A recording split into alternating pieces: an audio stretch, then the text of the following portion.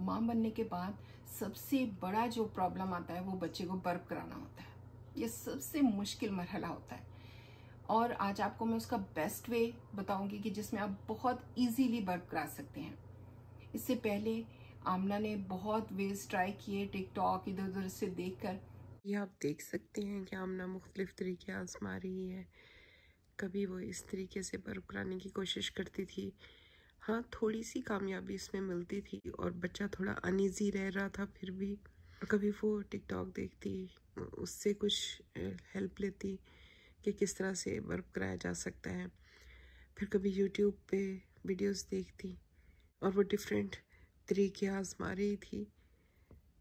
और फिर एक दिन तंग आकर मुझे कहती कि मम्मा प्लीज़ मुझे कुछ बताएं, मैंने तो बहुत तंग आ गई हूँ यूट्यूब देख देख कर, टिकटॉक के तरीके देख देख कर, कोई भी प्रॉपरली काम नहीं कर रहा, यानी पूरी तरह से काम नहीं कर रहा, पूरी तरह से हवा खारिज नहीं हो रही है, यानी सारी स्टमक से सारी हवा नहीं निकल रही है और अभी तक जो है वो बेबी अनईजी है। मुझे कभी उसको एक्सरसाइज करानी पड़ती है, कभी टांगों के थ्रू मैं एक्सरसाइज करवा रही होती हूँ बच्चे को, कभी मैं टांगों की एक्सरसाइज करवा रही होती हूँ, कभी स्टमक की।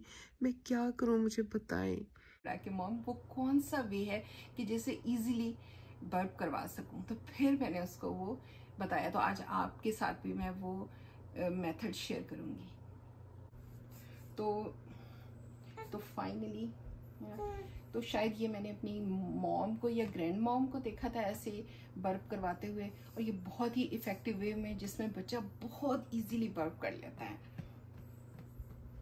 थोड़ा सा आपने टिल्ट करके रखना है और पीछे ऐसे थोड़ी सी उंगली भी रखनी है ताकि छोटे बेबी जो है वो अपनी जो गर्दन है उसको संभाल नहीं सकता। तो इस वजह से थोड़ा सा हाथ रखें यहाँ पे और बाकी ऐसे उंगली एक रखें इधर और साथ थोड़ा सा आगे को टिल्ट कर लें उसके सर को ताकि